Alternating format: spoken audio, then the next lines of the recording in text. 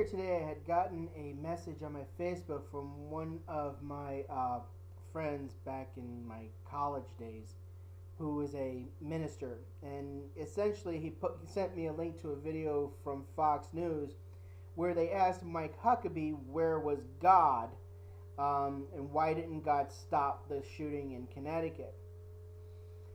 To which Mike Huckabee gave, pretty much continued his thought of mainly that because that prayer was not allowed in public schools and that God was not allowed in public schools, this is why God did not stop it, because God's not going to go where he's not wanted, blah, blah, blah, yada, yada, yada, the same old nonsense.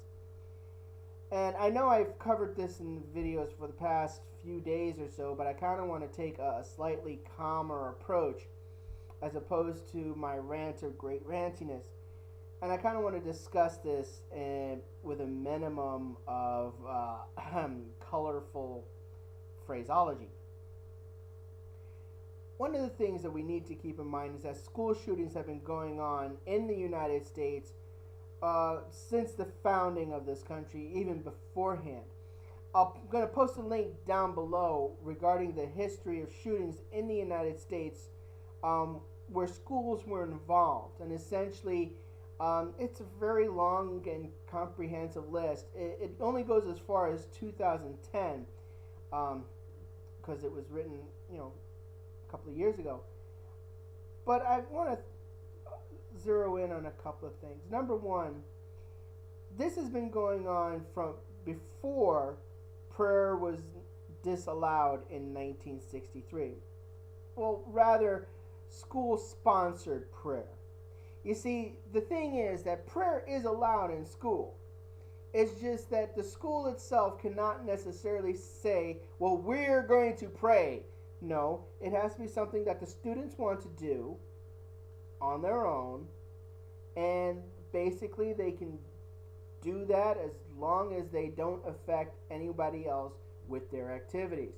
As long as the people involved are all volunteers, which is slightly different than saying prayer is not allowed at all. Secondly,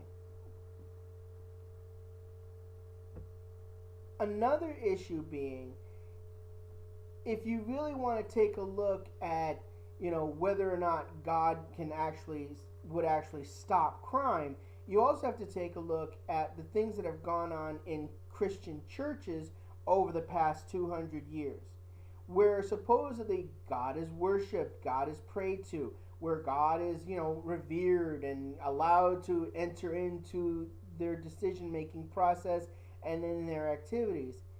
But there have been instances where there have been child molestations, rape, ministers caught in adultery, theft, criminal, con art, confidence games as they're called, and various other crimes.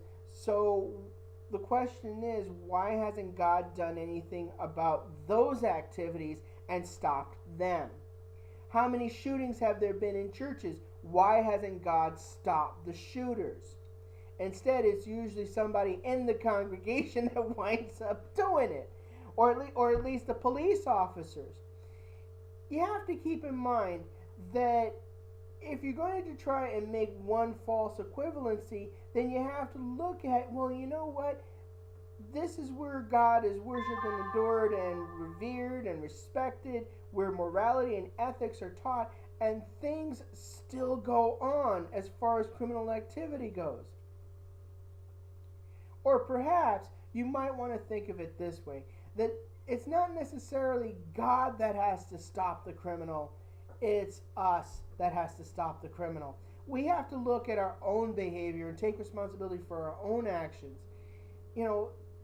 What happened in Connecticut is a crying shame and should not have happened, and would have been prevented had the people, the shooter's mother, had taken responsibility and not kept a gun in arm's reach of her mentally ill son. It was clear that Adam Lanza was escalating. It was clear that Adam Lanza had some serious psychological issues. Aside from his neurological disorder, you know, there were just so many things that were going on. Never mind the fact that Adam Lanza's mother was a gun enthusiast. Nothing wrong with that. You want to own a gun, knock yourself out. But she had access to high-powered weaponry.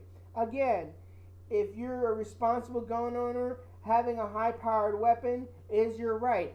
People will look at you funny as to why you would need such a powerful weapon, but I can understand. You know, there's a great amount of catharsis that comes from firing a high-powered weapon, especially if you're going through a whole lot of stress and aggravation. It's a great way to just kind of like blow off some steam.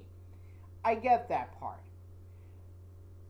but why not? Why wasn't she more responsible with her gun? Why wasn't she more responsible? Keep in mind, Adam Lance's first victim was a gun owner, the owner of the guns that were used to kill her. I mean, you know, it's a matter of just thinking about this and thinking things through. You know, blaming liberalism or blaming, you know, people not being able to proselytize children in a public school is not going to solve the problem. You have to look at the source, and the source is irresponsible gun ownership. Many of the mass shootings that have gone on in the United States were done with legally owned weapons.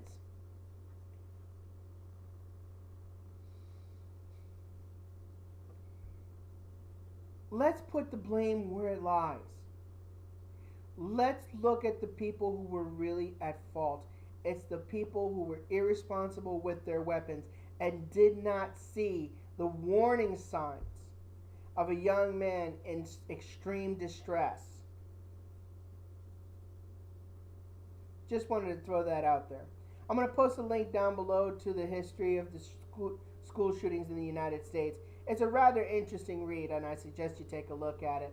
This is Dumak the Artist signing off. Slanchini Falcha. Have a nice day.